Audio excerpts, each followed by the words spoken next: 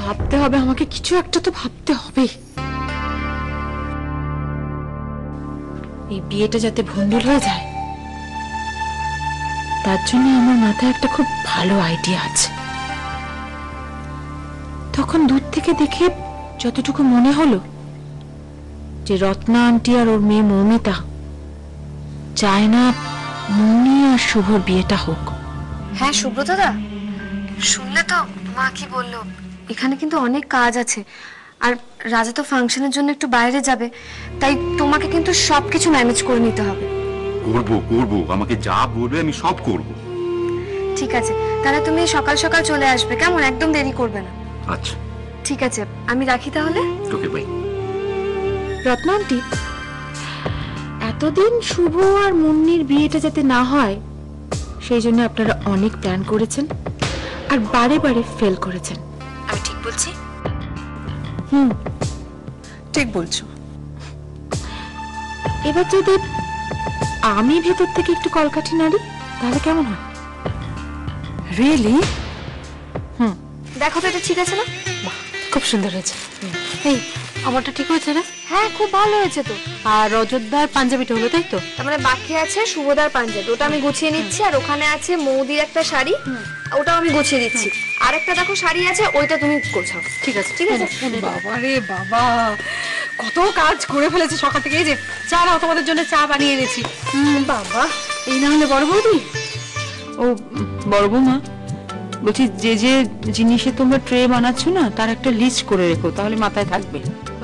হ্যাঁ মা, আমি সব লিখে টিকে নিচ্ছি, কিন্তু মা এখনো না কয়েকটা জিনিস আনতে বাকি আছে। মানে ওই মুন্নির যে সাজের ট্রেটা যাবে ফুলসজ্জায়, ওখানে ওই তেল, সাবান, শ্যাম্পু এগুলোর মধ্যে কয়েকটা জিনিস এখনো কেনা হয়নি। ও তো বেশ, তো আমি না হয় সিধুকে বলে দিচ্ছি, ও ফেরার পথে কিনে নিয়ে আসবে।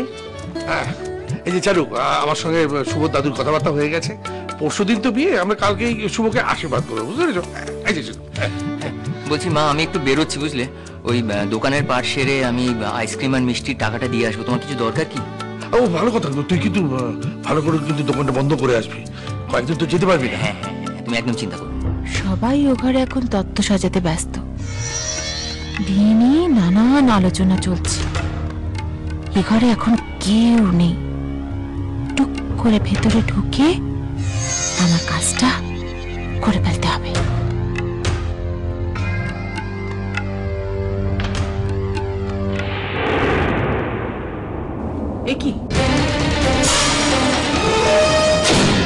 মুন্নির বাবা দাদারা আশীর্বাদের সময় শুভকে যখন হাতটা পরাবে, তখন আমরা দুজন দুজনের দিকে তাকাবো, ডাউট করব, সমালোচনা করব, আর বলবো যে ওটা সোনার নয়, শিওর সোনার জলে চোবানো।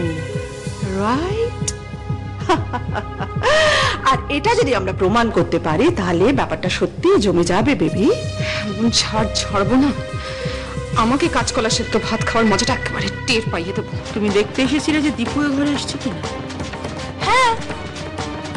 না, তাছাড়া দীপু আসবে কেন? কি বলার আছে ওর? মানে ওই দেখুন, আপনারা ওর বাবা মা, ওর তো আপনাদের কিছু বলার থাকতে পারে। যে ঘটনা ও ঘটিয়েছে তারপর ওরা কিছুই বলার থাকতে পারে না। তুমি এখন আসতে পারো। সে আমি চলে যাচ্ছি, কিন্তু যাবার আগে আমি দুটো কথা বলে যেতে চাই মা।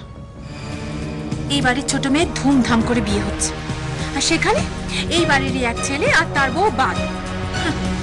তাতে দেখুন আমাদের তো বদনাম হবে, আপনারও কিছু কম বদনাম হবে না মা?